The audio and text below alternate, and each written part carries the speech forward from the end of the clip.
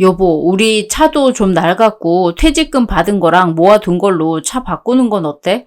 그래, 지금 차가 오래되긴 했지. 차 언제 보러 갈 거야? 여보 일 때문에 이번 달 바쁘다고 해서 저번에 집에 왔던 사촌 동생 있지? 걔 친구가 BMW 매장 일하고 있어서 소개받기로 했어. 바로 살 건 아니고 한번 알아보기만 하려고. 사촌 동생? 그래도 큰돈 쓰는 건데 시간 맞춰서 나랑 보는 게 맞지 않아? 나 퇴근하면 7시니까 바로 가면 될 것 같은데. 에이, 뭐하러 피곤한데 쉬고 있어. 계약하는 것도 아니고 그냥 보고만 올 거야. 너무 걱정하지 말고 쉬고 있어. 잠시 후. 여보, 저번에 봤다던 차 있잖아. 오늘 나랑 한 번 더 보러 가자. 왜? 저번에 사진으로 보여줬잖아. 그리고 아직 계약할 거 아니라서 여러 번 가면 민폐야. 계약하는 날 가는 게 어때? 아니, 다른 차도 있을 수 있고 주말인데 어디 나가지도 않으니까 심심해. 외제차라고 하니까 나도 궁금하고. 큰돈 쓰는 건데 같이 의논해보고 사야지. 준비해. 나가자. 나 너무 피곤한데. 그러지 말고 오늘은 쉬고 내일이나 다음 주에 가면 안 될까? 아직 나도 다른 차들도 알아보고 있고 생각하고 있는 것도 있어서 그래. 그리고 여보 말처럼 큰 돈이잖아. 아예 안 살까 싶기도 하고. 차라리 그 돈으로 코인이나 주식하는 건 어떨까 싶어서 고민하고 있어. 그러니까 조금만 기다려봐. 우리 더 이상 주식이나 코인은 안 하기로 한 거 잊었어? 그리고 오늘 바로 사는 것도 아니고 같이 구경하자는 건데 왜 이렇게 날이 서서 막아?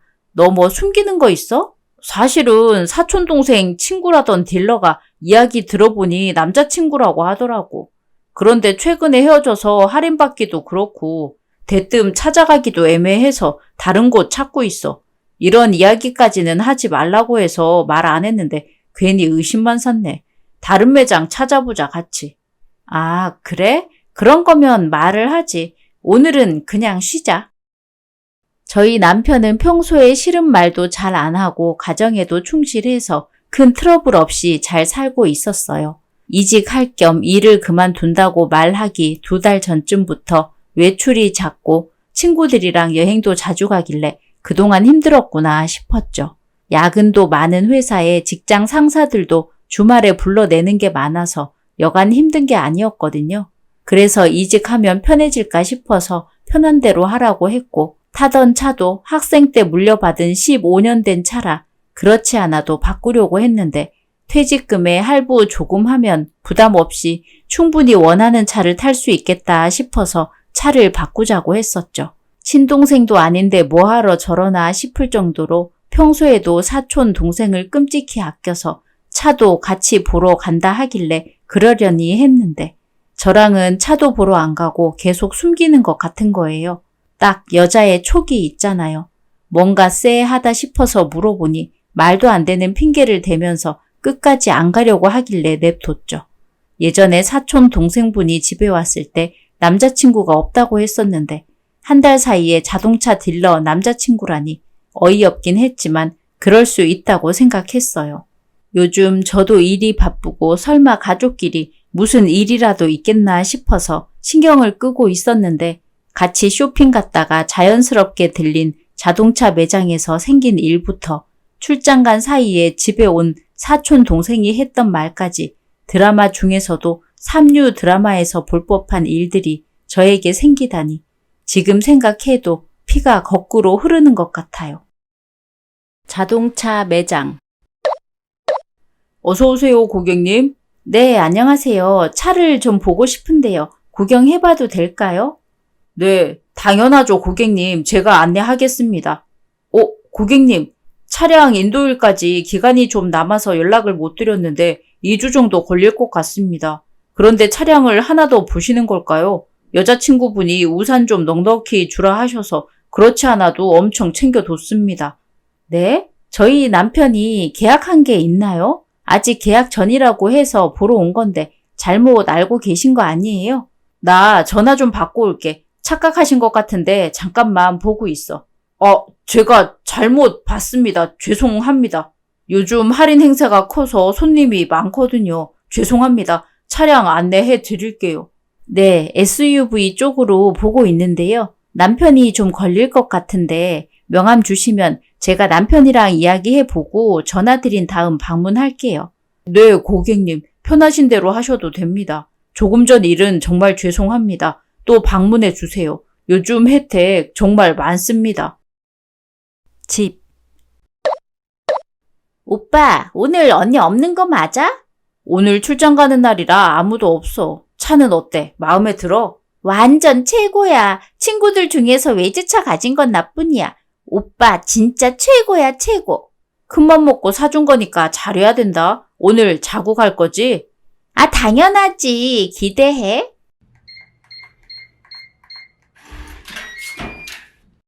근데 이거 문 열리는 소리 아냐? 어? 왜 둘이 집에 있어? 오늘 온단 말 없었잖아.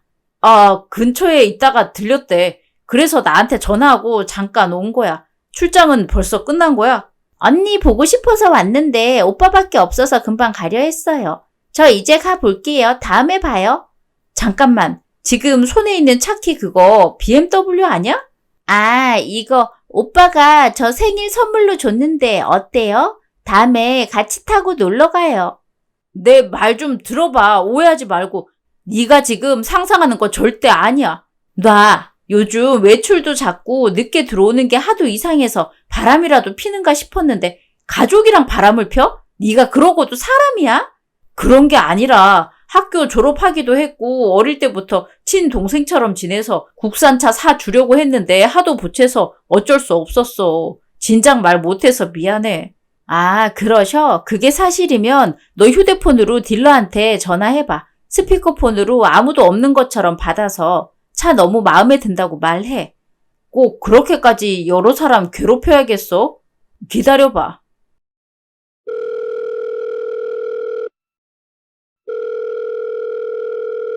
네, 고객님. 차 인도 잘 받으셨어요? 여자친구분이 우산 챙겨달라고 그래서 5개 넣어드리고 블랙박스랑 썬팅까지 제대로 해서 보내드렸습니다.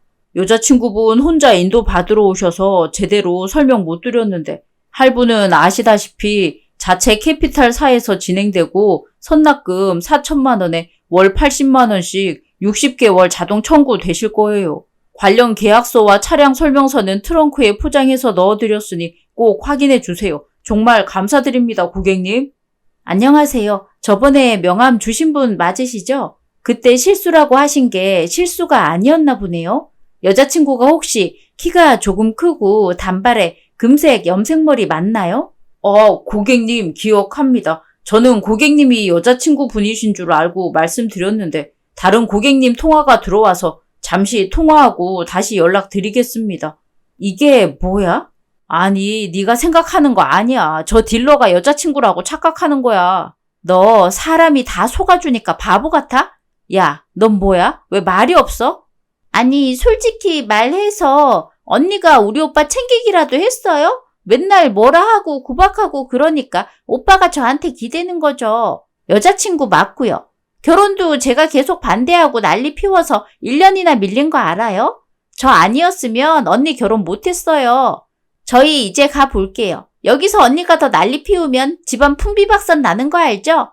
어차피 오빠가 있으나 없으나 언니는 일만 하고 혼자 사는 사람이니까 이대로도 괜찮지 않아요? 그 순간까지는 정말 아무 생각도 들지 않았어요. 머릿속이 텅 빈 것처럼 멍하기만 했죠. 그냥 현실이 아니라는 생각, 꿈이라면 제발 빨리 깨고 싶다는 마음뿐이었어요. 출장 가는 길이었는데 급하게 일이 취소되는 바람에 제대로 쉬지도 못하고 피곤한 몸을 이끌고 다시 집으로 돌아왔죠. 그런데 저를 기다리고 있던 건 차분한 일상이 아니라 상상조차 못했던 광경이었어요. 사지도 않았다던 BMW 차의 키를 사촌 동생이 아무렇지도 않게 손에 쥐고 있는 걸 봤을 때 순간 숨이 턱 막히더라고요. 그저 우연일 거라고 내가 잘못 본 거라고 믿고 싶었어요. 그런데 이어서 들은 말들, 지금 이 순간 다시 또 올리기만 해도 숨이 막히고 기절할 것 같은 말들이 저를 덮쳐왔죠. 믿었던 사람의 배신, 그것도 가장 가까운 사람 2명에게서 동시에 당한 그 충격은 말로 표현할 수가 없었어요. 몸이 굳은 듯 아무것도 할 수 없었고 그냥 무력하게 그 자리에 앉아 있었습니다. 하지만 가장 참을 수 없었던 건 그날 밤이었어요. 제가 예전부터 그렇게 가고 싶어 했던 호텔의 야경을 배경으로 사촌 동생이 피드를 올렸거든요. 대놓고 외도를 자랑하듯이 말이에요. 오빠랑 행복한 시간, 오빠만 있으면 나는 행복해라는 문구와 함께 올라온 사진들을 보는 순간 피가 거꾸로 솟는 것 같았어요. 제가 그토록 소중히 여긴 관계를, 그토록 가고 싶어 했던 그 공간을 그렇게 뻔뻔하게 자신의 것으로 만들어버리다니 저는 그저 바라만 볼 수밖에 없었죠. 처음엔 분노보다도 망연자실함이 컸어요. 이혼이니 뭐니 그런 건 솔직히 그다지 중요하지 않았습니다. 그저 이대로 당하고만 살아야 한다는 현실이 앞으로 이 사람들과 아무 일도 없었던 척 지내야 할지도 모른다는 생각이 저를 더 미치게 했어요. 그렇게는 도저히 살 수 없겠더라고요. 오히려 제가 먼저 무너질 것 같았어요. 그래서 결심했어요. 감정에 휩쓸려 소리 지르고 울며 불며 매달리는 건 그 사람들에게 제 고통을 보여주는 것밖에 안 되겠구나 싶었죠. 차라리 훨씬 더 차분해지기로 했어요. 냉정하게 조용히 하지만 확실하게 이 상황을 끝내기로요. 이때부터는 이혼이 목적이 아니었습니다. 저는 제 인생을 망가뜨린 두 사람, 사촌 동생과 남편을 반드시 밟고 올라서야만 했어요. 그래야 제가 다시 숨을 쉴 수 있을 것 같았거든요. 그날 이후로 저는 칼을 갈기 시작했습니다. 아주 차갑게, 아주 단단하게요. 집. 네가 사람이야? 네가 진짜 사람이면 그럴 수 있어. 차라리 다른 사람이었으면 그러려니 넘어갈 수 있어. 그런데 사촌 동생이라니? 넌 이게 정상적인 사람의 행동으로 보여?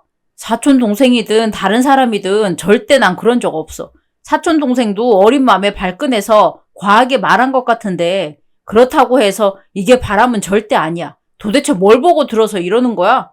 네 사촌 동생 인스타를 봐봐. 호텔 가서 사진 찍었더라? 뭐? 오빠만 있으면 행복? 호텔 가서 뭐 했냐?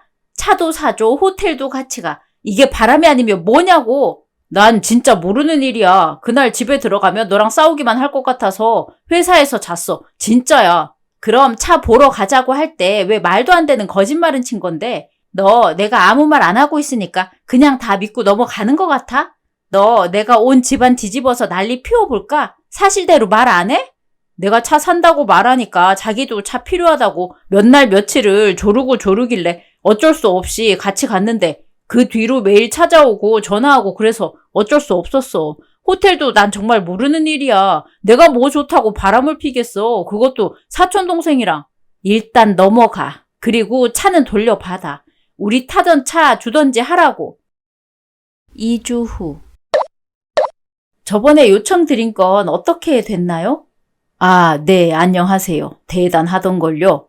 일단 오시기 전에 짧게 말씀드리면 사촌 동생이라는 사람은 우선 남자친구가 3명 있습니다.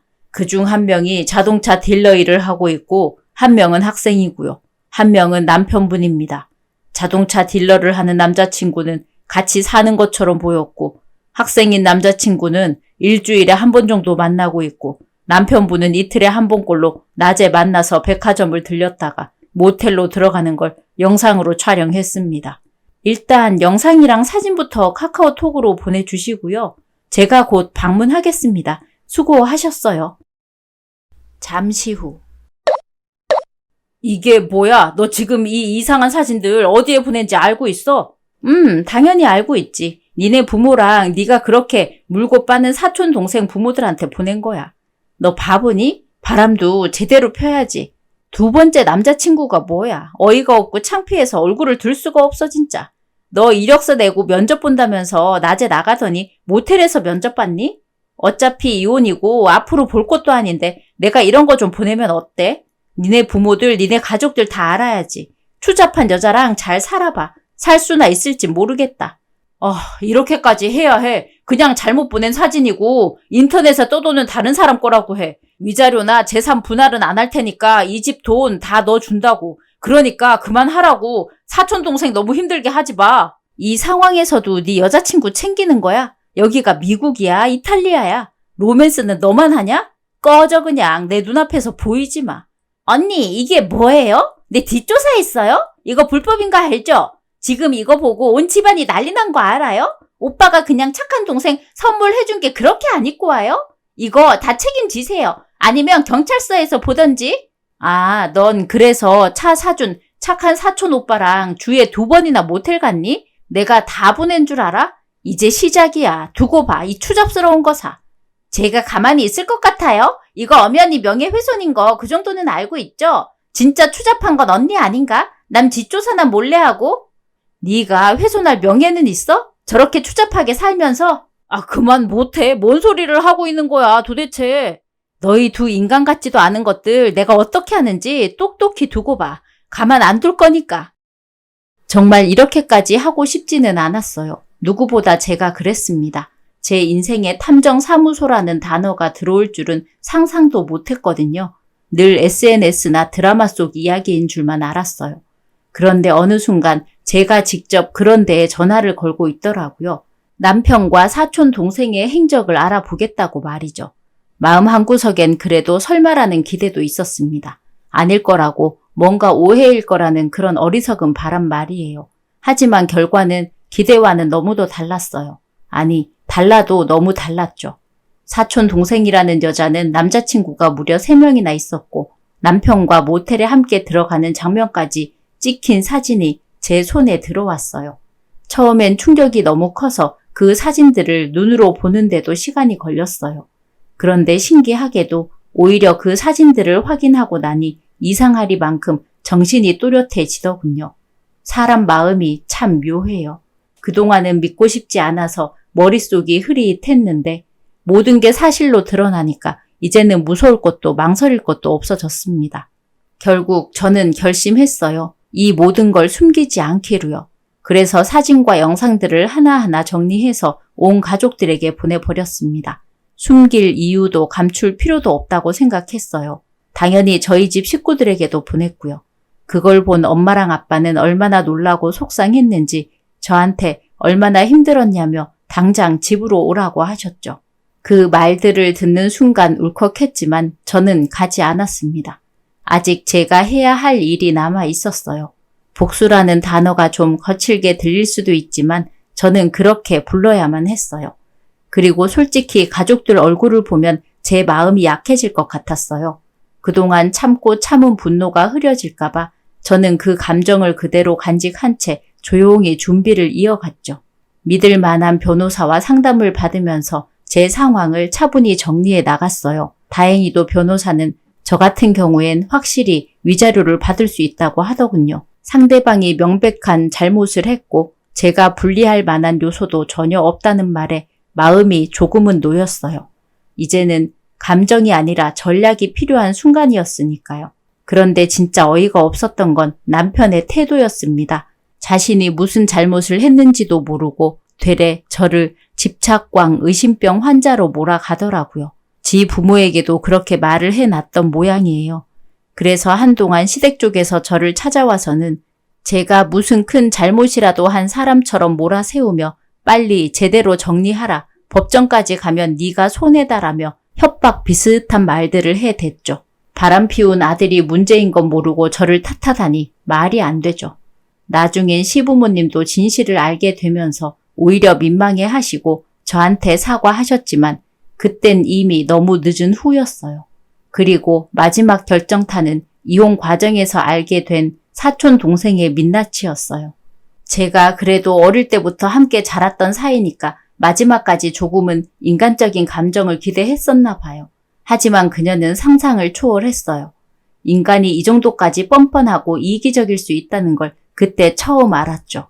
본성이라는 게 그렇게 드러나는 거더군요. 추잡하고 계산적이고 지독하게 자기만 생각하는 모습에 차라리 이혼하게 되어 다행이라는 생각까지 들 정도였어요. 그렇게 저는 더 이상 흔들리지 않고 이 모든 일을 끝내기로 마음먹었습니다. 다시는 뒤를 돌아보지 않기로요. 이건 단순한 복수가 아니었어요. 제 인생을 다시 제자리로 돌려놓기 위한 아주 단단한 각오였어요. 집 오빠한테 들었죠? 저 임신했어요. 그게 나랑 무슨 상관인데? 니네 둘이 애를 낳던 애를 만들러 가던 무슨 상관이야? 언니, 잘 생각해봐요. 이 이혼 제대로 되겠어요? 이거 알아보니 언니 잘못도 있다던데. 차라리 다 덮고 애 키우면서 사는 것도 나쁘지 않은 거 아니에요? 전 어리고 할 게 많은 사람이니까 차라리 저희 집에서 보내주는 생활비랑 합의금으로 딱 5년만 애 키우면서 적당히 살다가 이혼하는 건 어때요? 이대로 제가 애라도 낳아봐요. 멀쩡히 옆에 있는 남편 그대로 뺏길 거예요.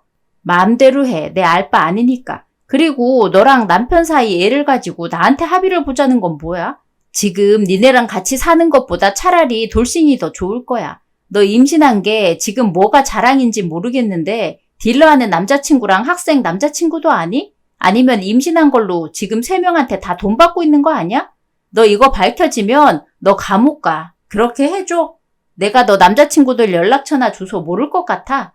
이미 다 알고 있고 적당히 봐주는 거니까 까불지 말고 얌전히 있어. 꽃뱀 주제에 사리분별 못하고 날뛰는 것도 정도가 있는 거야, 꽃뱀아. 한 번만 더 나불거려봐. 네 남자친구들한테도 다 보내주고 사회에서 매장시켜 버릴 거니까. 이 정도면 진짜 의심병에 집착광 아니에요? 그리고 걔들은 벌써 헤어졌어요. 엄한 사람 건들지 말고 처신 잘해요. 그리고 이 집 나랑 오빠랑 살 거니까 이혼 전에 빼주고요. 집까지 가져가게? 다 가져가. 어차피 소송 끝나면 내 걸로 돌아올 테니까. 잠시 후. 왜 왔어? 이야기 좀 해. 솔직히 우리 잘 살았잖아. 내가 잠깐 눈이 멀어서 그런 거지. 너한테도 가정에도 못한 건 없다 생각해.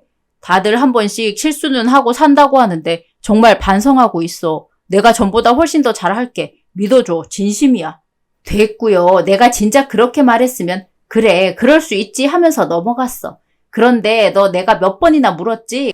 그때마다 넌 다 다른 핑계로 사람 속이려 들었어. 넌 그 기회를 놓친 거야.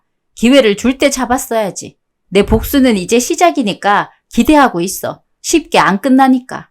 한 번만 더 기회를 주면 안 될까? 사촌 동생이랑도 관계 정리했어. 앞으로 다신 안 보기로 했다고. 한 번만 더 기회를 줘. 넌 여기서도 거짓말이네. 어제 네 사촌 동생이란 사람이 연락 왔어. 제대로 가보자고. 너랑 잘 살 거라던데? 그래서 나도 준비했지. 준비됐어? 오, 이게 무슨 일이에요? 갑자기 전화하셔서 잠깐 시간 달라 하셔서 왔는데 이분들은 누구예요? 학생분은 잘 모르겠구나. 여기 이분들이 학생 여자친구의 남자친구들이에요. 곧 여자친구 올 테니 기다리고 계세요. 적당히 해 진짜. 이게 무슨 민폐야? 다들 돌아가세요. 아니, 이대로 못 끝내지. 그리고 이대로 가면 딜러 남자친구분 여자친구랑 같이 남편 속여먹고 당당하시죠? 회사에도 이거 다 퍼뜨려 드려요? 적당히 사람이 참고 있을 때 얌전히 기다려요. 이게 다 뭐예요? 지금 뭐 하자는 거예요? 왔네. 인사해. 네 남자친구들이야. 내가 이제부터 모아둔 사진, 영상들을 한 명 한 명에게 다 보여줄 거거든. 앞으로 이쪽 동네에서는 얼씬도 못하게 해줄 테니까 딱 기다려. 너 어제 전화로 나 한 번 더 긁었지? 이제 앞뒤 안 가리고 다 퍼뜨려 줄 테니까 기대해. 재밌을 거야. 다 보고 계시죠? 이게 이 여자의 정체예요. 딜러분이랑은 같이 살면서 제 남편이랑은 주 2회 모텔 가고 학생분이랑은 거의 주말에 한 번 데이트했네요. 혹시 임신했다고 안 하던가요? 그걸 어떻게 알아요? 저한테 임신했다고 병원비 달라 해서 줬는데 그것도 거짓말이에요? 저한테도 임신했다고 했습니다. 아직 결혼할 형편이 아니라서 어쩔 수 없이 병원을 알아봤는데 자기가 아는 곳이 있다고 해서 병원비만 줬습니다. 이게 다 뭐 하는 거야? 다들 나가요. 이 여자 말 듣지 말고 나가요. 제가 다 설명할게요. 야, 너 이거 사귄 거 알지? 네 몸 안에 애가 누구 애인진 몰라도 사기는 치면 안 되는 거야. 너 인생 박살 낼 거니까 기다려. 그래서 다들 얼마씩 줬어요? 500만 원이라고 해서 대출 받아서 줬습니다. 저는 300만 원이라고 해서 학자금 대출에 생활비 대출이 있길래 그거랑 알바해서 모은 걸로 줬어요. 우리 남편은 바보같이 1000만 원 줬다더라고요. 그럼 대충 1800만 원 사기 친 건데 1800만 원 중에서 우리 남편이 진짜 아빠여야 네 형량이 줄 거야. 그러려면 애는 낳아야지. 잘 살아봐, 4명이서. 난 정말 그런 적 없어. 내 애일 리가 없다고. 한 번만 용서해줘. 내가 정말 잘할게. 일단 돌아가겠습니다. 생각 정리가 필요할 것 같습니다. 저도 나가 볼게요. 신고하시게 되면 꼭 말씀해주세요. 네가 살 수 있는 방법을 알려줄게. 이혼은 당연히 할 거야. 그건 너도 받아들여야지. 여기서 내가 멈추는 조건으로 저 사람들이랑 같이 신고해. 그 정도는 해야 나도 속이 시원하지. 안 그래? 알겠어. 제발 그만해. 내가 저 사람들이랑 같이 신고할 테니까 제발 멈춰줘. 정말 미안해. 제가 직접 복수할 만한 게 사실 모두에게 알리는 것 말고는 없잖아요. 그래서 오래 고민하면서 찾아낸 정답이 남자친구들이 사촌 동생을 괴롭히면 제일 큰 복수가 아닐까 했어요. 남편에게도 병원비 명목으로 돈을 가져갔는데 남자친구들한테도 똑같이 했겠다 싶었죠. 그래서 한 곳에 다 불러서 이야기하니 1,800만 원 정도 돈을 받았더라고요. 신고도 제대로 한 거 확인했고 이미 이전에도 사기 전과가 있어서 쉽게 해결하긴 어려워 보이더라고요. 매일 전화 와서 한 번만 봐달라, 돈은 다시 돌려주겠다 하면서 울고불고 난리인데 매일 듣고 싶을 정도로 통쾌하답니다. 남편이랑은 이혼 진행 중이지만 그래도 신고하는데 도움을 줬으니 집안 가정 가구는 갖다 팔든 하라고 던져줬습니다. 저는 그것들 더 이상 꼴도 보기 싫어서 말이죠. 당연히 집은 제가 갖고요.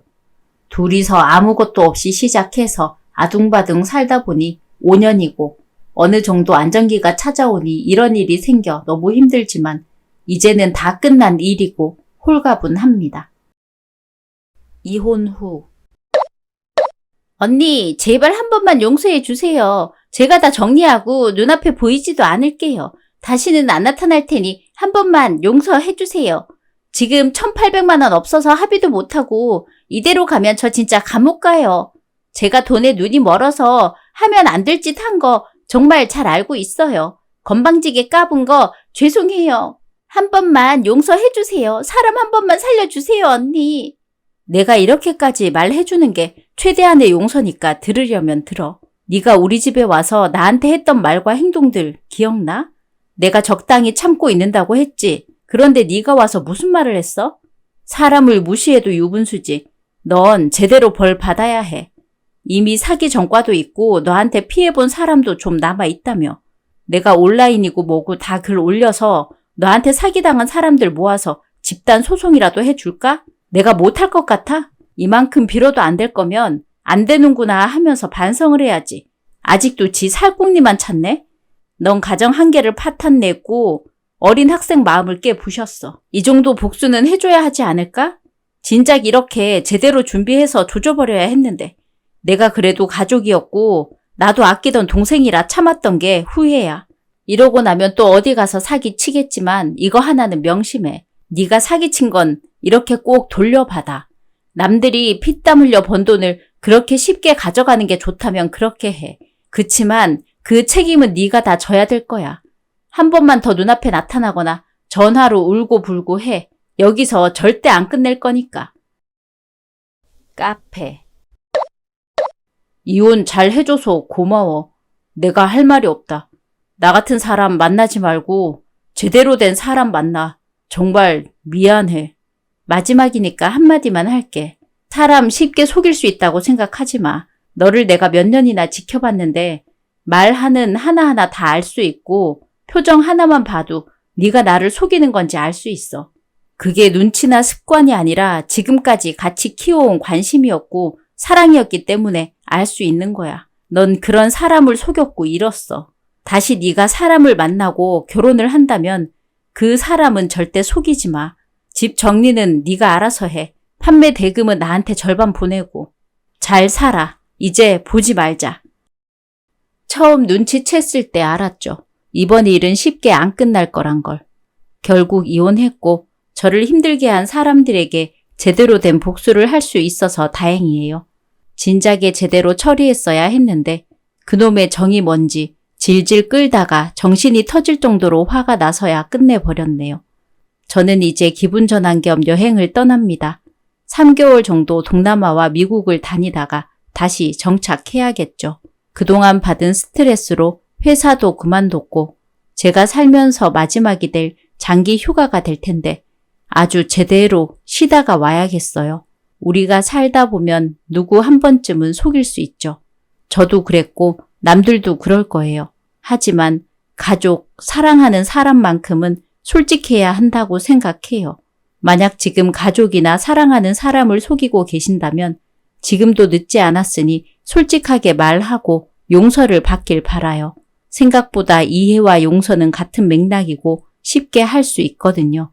하지만 말하지 않을 거라면, 속일 거라면 완벽하게 속이세요. 무덤 속까지 가져가시길 바랍니다. 오늘의 이야기는 여기까지입니다. 재미있으셨다면 구독, 좋아요 부탁드립니다.